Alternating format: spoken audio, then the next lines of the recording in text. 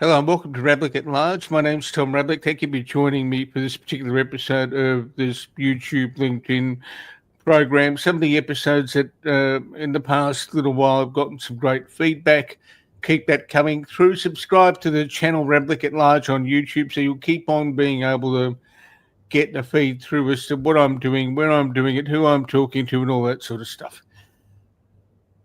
We're heading into an interesting period where there's going to be a federal election, but in the meantime, there's about a month of parliamentary activity that is scheduled before we get into danger territory in terms of the election space. There's a fortnight of what you would call the normal sitting of Parliament for the House of Representatives and the Senate, and later in February, there will be a session of Senate estimates. Now, that is typically the third Senate estimate session in a financial year, where parliamentarians who sit in the big red room get a chance to ask questions of bureaucrats and ministers and generally try to be sane and sensible, but occasionally you notice them having a bit of fun. Joining me today is South Australian Labor Senator Karen Grogan. She chairs one of the committees of Parliament looking after environment and communications. She will take us through what Senate estimates is, what the rules of engagement are, how challenging it can be to manage some of that, and also touch base on where South Australia is at in her neck of the woods. Karen, thank you for joining me. Thanks, Tom. Nice to be here. Now, the fundamental question, it's always good to start with the definition for people who are unfamiliar with what you do. You're the chair of one of the parliamentary committees. Before we get into what your role is in estimates particularly, your usual baby is the environment and communications portfolio, right? That's right. As chair of the committee, what are the things you do when it's a normal kind of committee process outside of Senate estimates? The standing committees, there are 8 of them in the Senate, and they cover the various topics.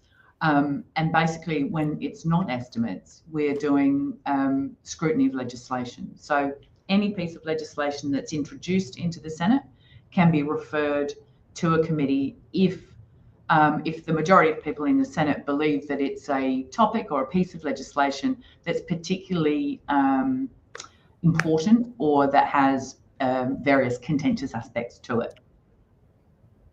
And so that's the main body of what the committees do the rest of the time. And then it's 4 weeks a year of estimates.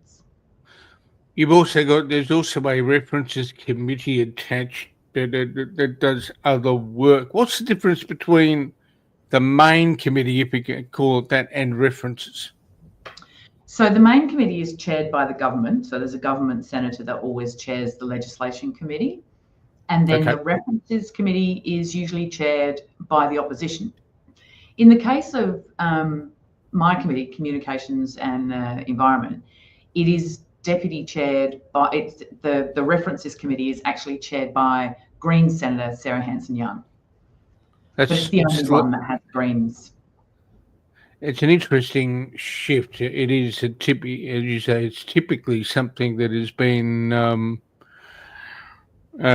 government and opposition driven, as some of the other committees are.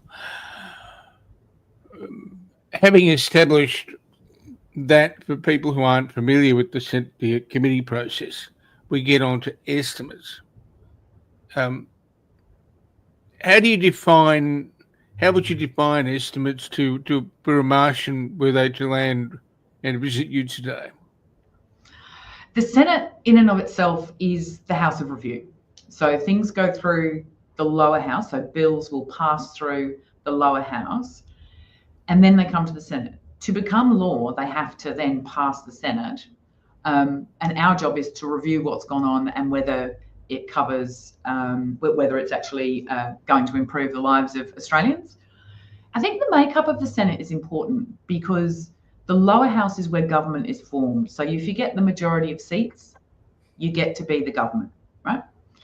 But in the Senate, there is rarely ever a majority. So at the moment, so there's 76 seats in the Senate.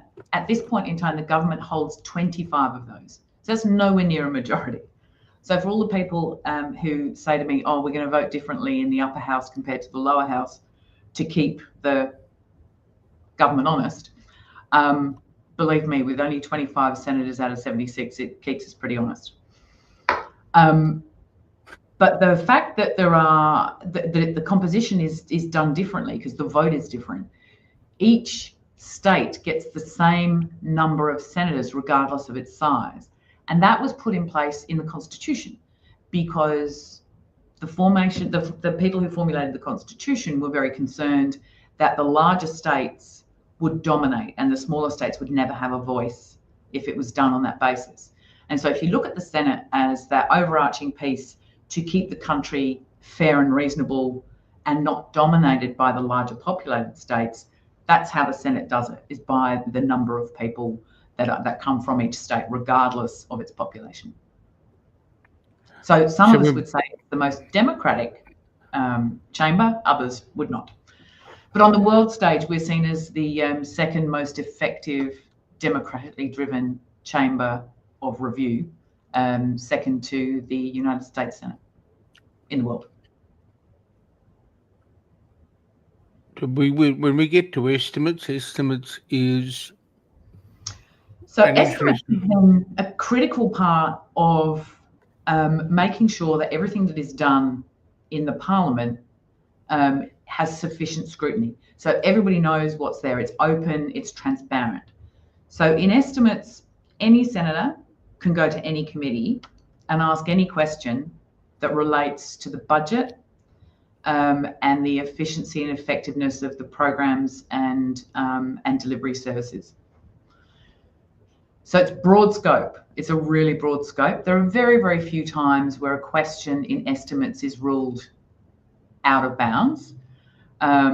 Mostly it's quite open and people can come not with a kind of how much money, where and when, but much, much broader questions and detailed questions about how programs and services are being rolled out on the ground.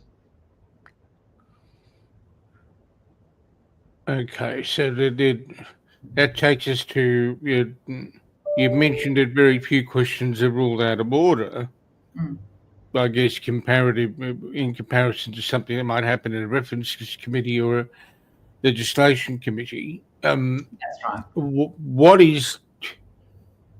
What are the quirks that are different when you get to an Senate estimates hearing? Senate estimates, you have the minister of the portfolio or the repping minister, because a lot of the ministers are in the lower house, and we don't bring them into estimates. It's the senator who's responsible for that portfolio in the Senate will sit at the table and answer the questions as per the minister of the portfolio. They will then have the secretary of the department and any other officials that they may need to answer the questions. So as I say, some of the lines of question are quite detailed and quite specific. So you often have, and you would have seen this, Tom, because you've been to estimates, a mob of public servants either sitting in the rows behind or in the anteroom next door, just in case a question comes up that is of such a detailed nature that they're the one with all the answers and the finite detail. So there's a lot of changing up people on the witness table, but you do have that chance to have all of those people there to answer those questions. Whereas in other hearings, it's a very specified witness at the table scenario and a much more limited scope in terms of what you're looking at and what you're exploring. One of the interesting things that occasionally comes up in discussion about estimates versus parliamentary committees is the power to compel witnesses to come. The Senate does have the power to compel people, doesn't it? Yes, it does. We have a lot of power. We have to remind people of that sometimes. when you call a witness and they write back going, yeah, no thanks. It's like, well, we actually can make you come. We have the power to summons people. It's rarely used, although I will say I've probably written more letters to reluctant witnesses than people might imagine, advising them of the power of the Senate to compel them to turn up. Because essentially, if the Senate has a concern about a particular piece of legislation or a particular program or whatever, then it is right and proper that we are able, on behalf of the Australian people, to call whoever we need to get the answers. Okay. Now, when you're sitting in the chair's role during estimates, yes, you've got to read a lovely long screed before each day begins. I've sat through that. Mm-hmm. It's rather painful.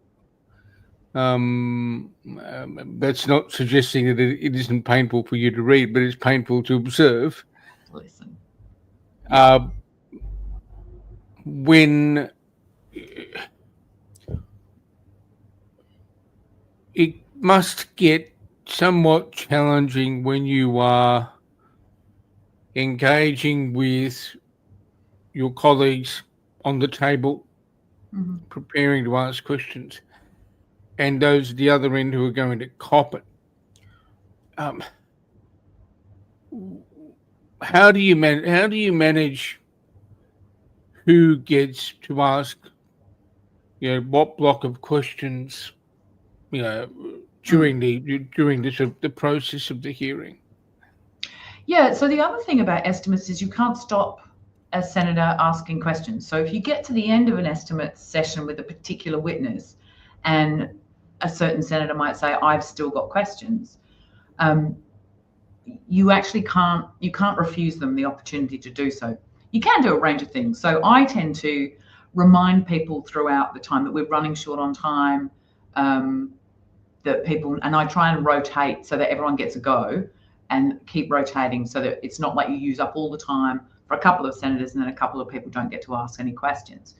But when it gets to the end and you have run out of time, you then have the opportunity to call for a spillover hearing, which means you would then release the witness for the day, but not release them in entirety and then potentially call them back. There's a number of ways of managing it. You can either, I will often talk to my colleagues in the breaks and say, we're running over. Is there any witnesses or any agencies on this list that we're going to for the rest of the day or tomorrow that you maybe don't really need to eyeball and ask questions? Are there any ways, are there any of the witnesses that you could put questions on notice for? And normally people work with you to sort of manage the time. One of the challenges about the timing, of course, is we start at 9 o'clock in the morning and we go until 11 p.m. at night. So it's not like you can just say, oh, we'll run late, although sometimes you do.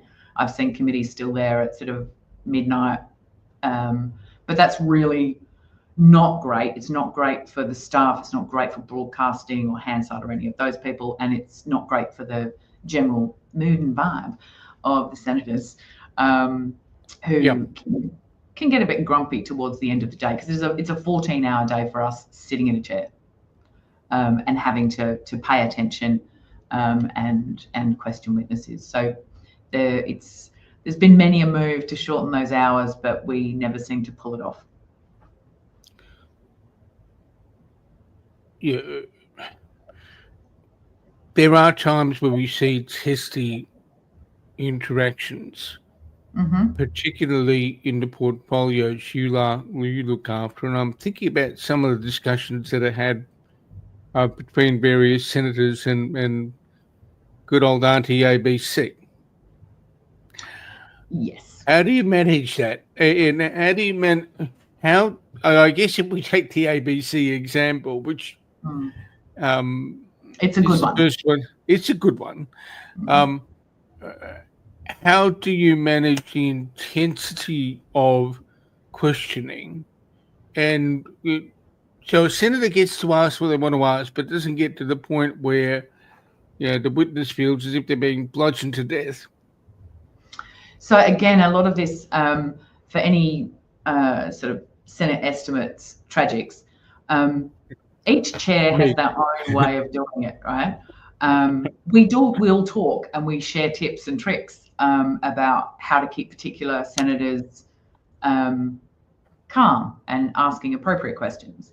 But it is really difficult. Most senators, when you call them to order, if they're getting out of hand, they're being, way too aggressive with a public servant, or they're pushing public servants for questions of opinion. I always shut that down because that's not their role. If they want to ask an opinion question, they can go to the minister, who is also at the table. So there's no good reason to attack a public servant on that basis.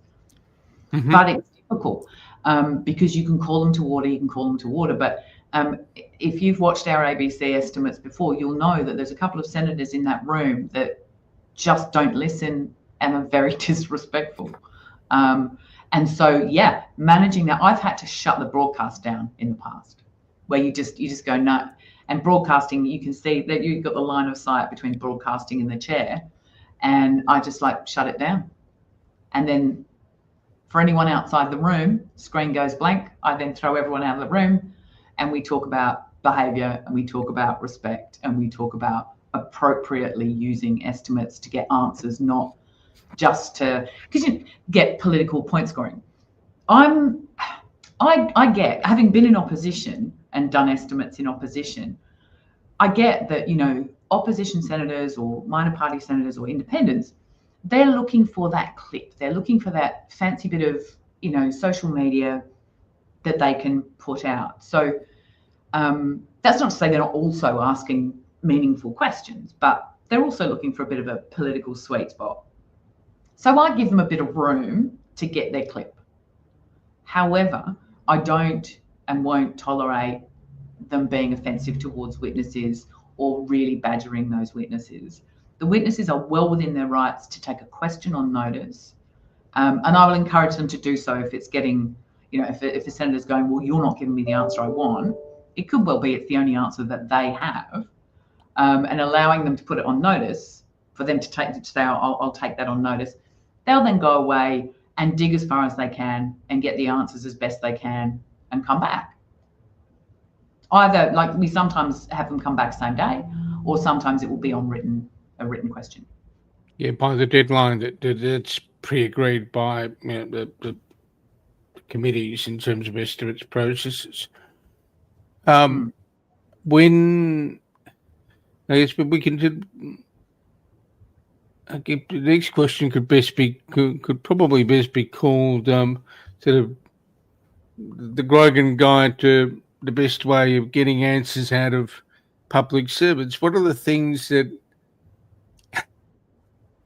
what are the things that you've noticed work well when estimates is on in terms of engaging with public servants to get a meaningful response?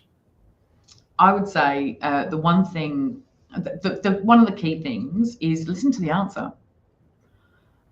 When you start your questioning, but also make sure that you're building to it so that you're giving them a chance to give you a landscape, but then drilling down and asking this and thinking about what is it that they're not telling me that I want to know, and being as explicit as you can, because then they either have to tell you that they don't know, or that they're not going to tell you, or take it on notice.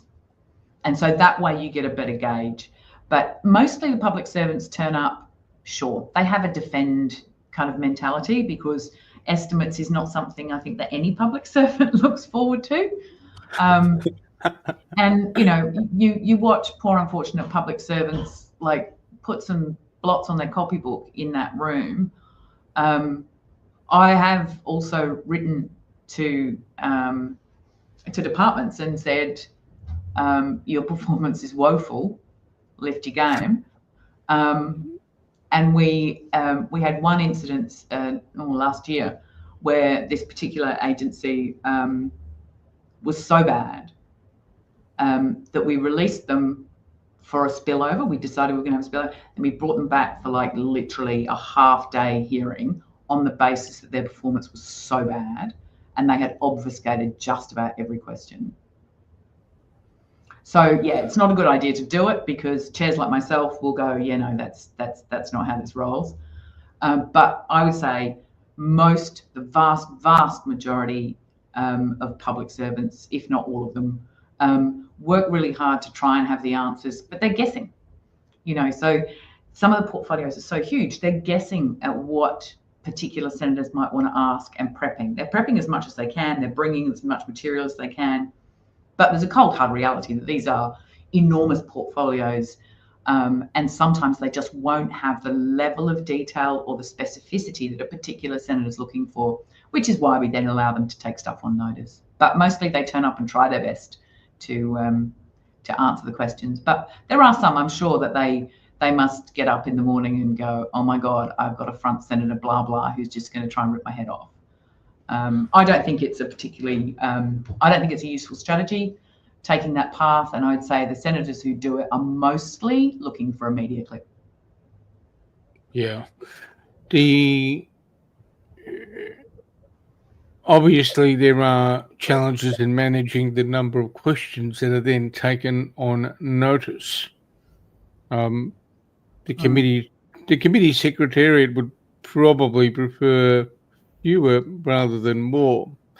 How as in the departments when they then have to answer them all? Yeah. How do you manage that with the committee? Because you've got several levels of interaction. You've got, as chair, you've got an interaction with the people that appear before you. Mm-hmm.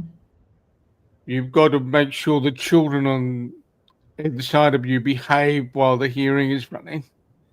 And then you've got the committee secretariat that both has to prepare for, stay there during, and then cope with the aftermath of the flood of questions coming through on notice. How do you interact with the committee secretariat? Because you've got a lot of other responsibilities as well, and we'll get onto one of those in the electorate space shortly. But how do you manage that with the secretariat? Well, I would say, and I probably shouldn't, but I will say that the Environment and Communications Secretariat is outstanding, and I would say the best secretariat in the Senate.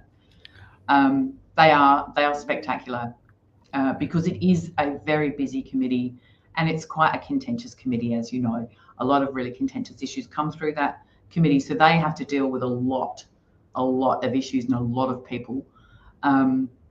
And they do a spectacular job. Yes, but I think it's just the workload is huge, and you just double down and get it done. The secretariat, like I say, are critical because they make life run really quite smoothly in the face of quite a lot of chaos. But the questions on notice, I think. For us, it's like the questions are asked, they come back in, and it's quite straightforward. You just trawl through them. But when there are too many, it can then sort of back up because they'll come a number of weeks after estimates. But so long as it's before the next set of estimates, it allows senators to then go, oh, okay, I've got these answers, but that then tweaks for me another question or another issue that I have based on that answer. So, then you go round and round again.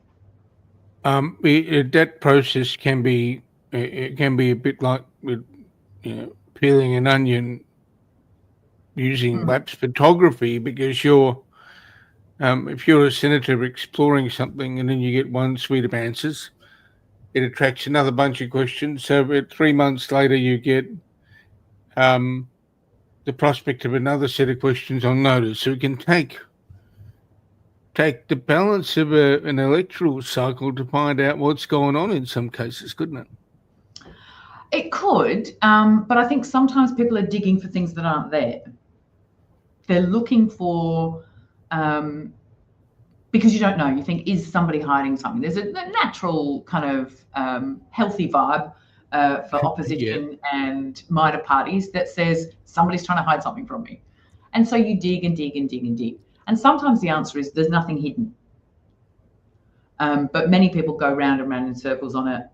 So, for example, the Swift Parrot has been raised at estimates for at least 15 years at every single estimates. Has anything changed? No. But it comes up every single time. There are obviously, huh? So you allow 5 minutes. You allow 5 minutes for the traditional question of some bloody parrot. I did think after Senator Rice left we wouldn't, but no, somebody stepped in and gallantly flew the flag for the Swift Parrot. And it's not to say that the Swift Parrot doesn't need help and there aren't issues there, but it's there are some topics that come up over and over and over again. But one of the things, like being chair, that is I found really hard to get used to when I started, is the fact that you actually have to bite your tongue. It's none of your business what their question is if it's within bounds. I find some of the questioning deeply offensive.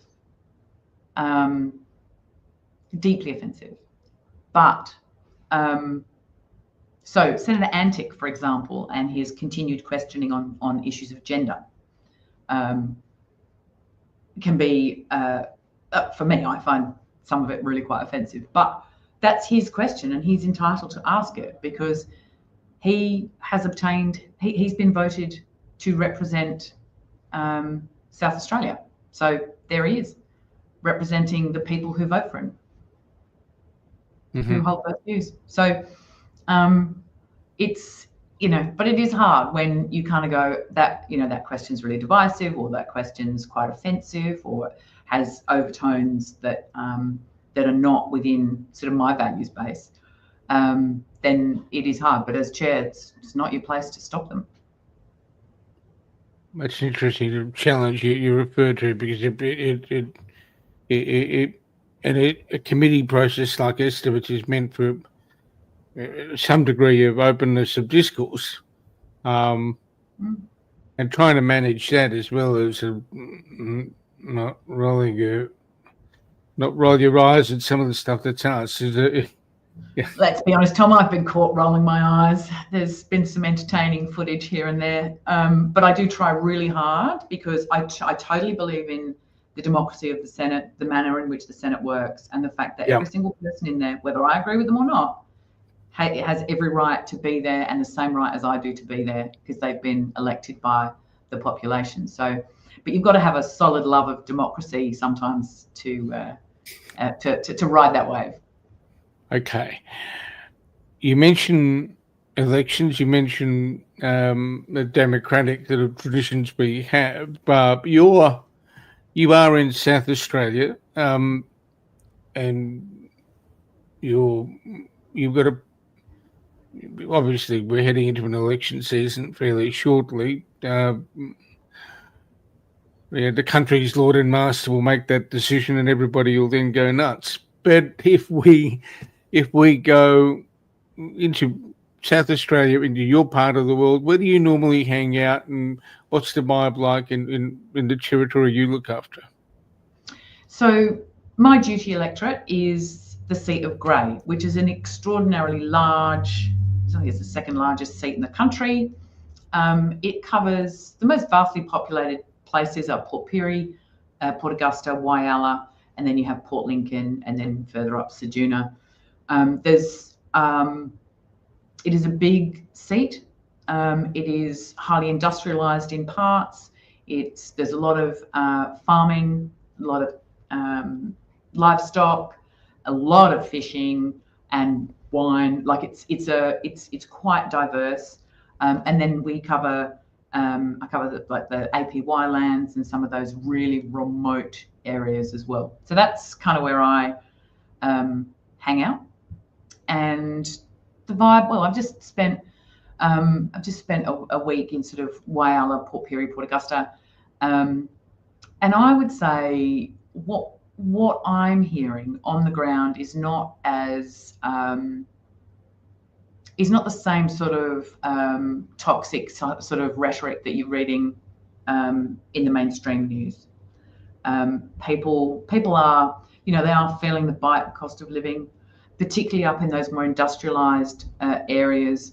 There's big concerns about the steelworks, what's going to happen, because the steelworks has had a number of problems over the last 12 months. People are concerned about their jobs. Yeah. But there's also some excitement about some of the new developments up there. So there's a hydrogen development that I went and had a little squiz at, unofficially, just got out of the car and tromped across the bush to have a look. And there's some early works going on there. Somebody's dug a few holes and built a little dirt road. So that's really good. That's really good for the morale of the region. But yeah, there are concerns like this is one of them. It's probably it is the most focused bit of development, industrial development in South Australia, and it's very contingent. One thing happening, another thing happening, another thing happening. And so all of those plans are in place and they're rolling out. But there's an anxiety, obviously, like when's it going to be built? When's it going to be finished? How's this going to work? But that's because these things do take a bit of time. But there's some really, really good signs in that development. You mentioned that you're not detecting a level of toxicity that might be reflected in narratives in the media. Now, how do you measure that as you go around the place? I think so. I take a particular decision that a lot of my parliamentary colleagues might think I'm a bit nuts, but I have a car that is a bright colour and it has my name and my face on the side of it, and I drive it. So you can see when a Grogan is coming. You can. Yep. And so people will. So I'll pull up at a petrol station. People will stop and talk to me. They normally go, "Is that you?" And I go, "Yeah, that's me." And then they'll, they go, "Oh, can I just ask you a question?" And I must say, same like I'll pull into a shopping centre, particularly in smaller towns, or I had a guy. I pulled over at a rest stop to, I don't know, get something out of the boot, halfway to Port Augusta, and this guy pulled in after me, and he said, "Do you mind if I just ask you a question?" And I'm like, no, absolutely. So I get stopped all the time, which is really good. That's the whole intent. That's why I do it. So people know where I am and they can actually just stop and have a chat and express any concerns they might have, ask any questions, etc., etc. But I also will usually stand outside a shopping centre or, the local IGA or whatever, to make sure that, there's people there, make sure the car's on the street, people can see it. We'll do street corner meetings where we'll just sort of say to people, okay, I'm going to be at such and such a park or whatever. And so anyone can come and talk to you.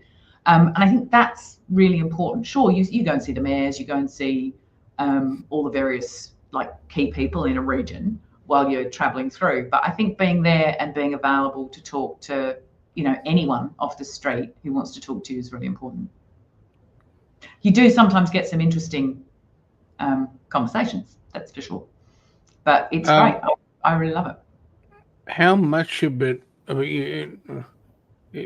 along with obviously there'll be people who come along and say, the government's doing a great job, blah, blah, blah, blah, blah, and then you'll get the query about Centrelink or whatever else, sort of the administrative query. How much, how frequently would you get the more aggressive type of constituent that comes along and wants to have an argument? You get a few. You absolutely get a few.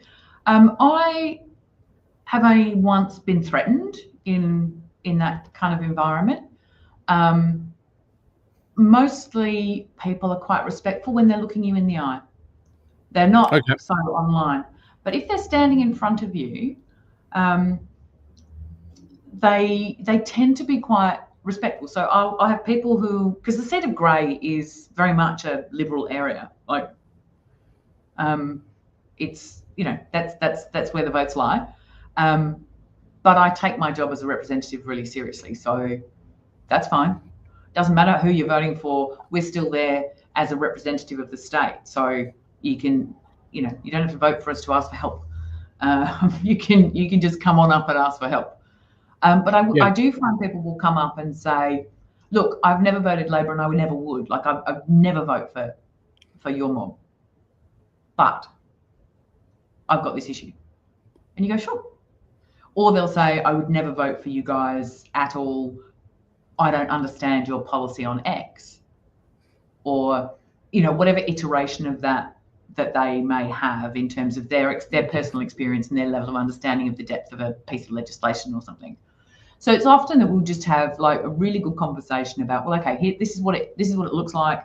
This is why it's okay if you disagree. That's the joy of this country. But I've plenty of conversations. I remember standing on a polling booth in Maitland with I think he was president of the local Liberals, or he held a position in the Liberal Party. Really lovely man. We had great chats. There were one or two people who made a snide comment going by, and he pulled them up. Like snide comment to me, he pulled them up. See, that's how it should work. It should be a contest of ideas. Yeah, sure, we're all looking for that little political hit, but that's what question time's for. That's where all the hoo-ha sits. When you're actually on the street talking to people, there's a deep and abiding need to remain respectful regardless of people's political views. You don't have to agree with them. That doesn't mean you've got to fight them or be aggressive towards them either. You've just said something interesting there. The hoo-ha sits in question time. Don't sound so surprised. No, you just... I'm not. No.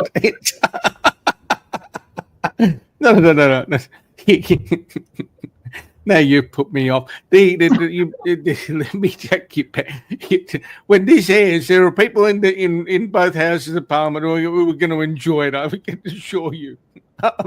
But that said, the hoo-ha sits in question time, and you got to be people on the street tend to be more respectful. At what point does the chamber need to learn a little bit more about what happens in the street and incorporating it? Well, I think there's the reality that there are political issues of the day that get rolled out in question time, and it's televised. Everyone's watched. There's the largest number of people watch that bit. They don't watch the rest. Very few people do. I have one of my boys who does occasionally watch, and will then just message me about something I've said. And you're like, what are you doing? It's like, I just tuned in. It's like, okay, sure. But that's not a lot of people do, right? But they do. A lot of people do tune in to question time, and obviously it's televised, and so it is that it's the political stand-up of the day piece for people. And so, that's another element. Do I think it should be better? Is it just a bit of sport? There are many views. But it's probably the sport segment of the day, I would say. The rest of the time, the debate is less performative. Having sat in the chamber at various points in time, it'll come up to Canberra and watch it in person and not just on a webcast. Yeah, yes, it's significantly less performative outside of that hour allocated for questions on notice. And you've been very generous with your time today. One of the final things I do want to ask you is, when an election is called, how does that shift the work that you do as a senator? You obviously at the moment you're still in normal mode, whatever normal happens to be. But when the Prime Minister flicks the switch to Vaudeville, how does that change your role for that month or so that the campaign is on? It basically means that, so I spend a lot of time in Canberra. There's sitting weeks, but then there's estimates weeks. And then on top of that, there's the legislative hearings that we do as well. So Yep. once the switch is flicked, that stuff stops. And you basically, for me, I'll just be on the road,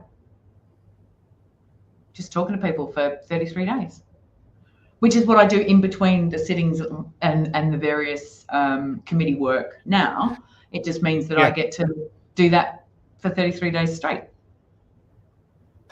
It just becomes more intense for that period. Yeah, start earlier, finish later. And much as, we tend to, as work weekends, nights as it stands, you then work every weekend and every night. Like it's 33 days barreling towards the election. Now, there will be people who watch this who are going to want to know more about what you do and what you say. Where do they find you online? I have a website. So you just search Senator Karen Grogan. You'll be able to find me. But also, you can find me on LinkedIn. You can find me on Facebook and Instagram, all as Senator Karen Grogan. So you're all over the place like everyone else. Like everyone else, yes. Okay. All the usual spots. But I'm not on TikTok. Huh? Okay. Not on TikTok, no. Not on TikTok. I was talking to Steve Miles the other day and asking him about his bench press TikTok. I don't know if you saw it, but it went off. The level of engagement on that was unbelievable. I will try and track it down. I'm not on TikTok myself. I tried TikTok once. I'm still learning how to drive Instagram. Eventually, I'll get my P-plates. Karen, thank you so much for joining me for this particular episode. Thanks for inviting me. It's been great to chat. Thank you. And that's it for another episode of Republic at Large. I'll be back with another interview reasonably soon, so stay tuned. We've got something coming up with the Australian Electoral Commission on disinformation and misinformation. You're going to want to watch that and understand where the AEC is at with making sure you get the correct information. In the meantime, stay safe, look after each other, and thanks for watching.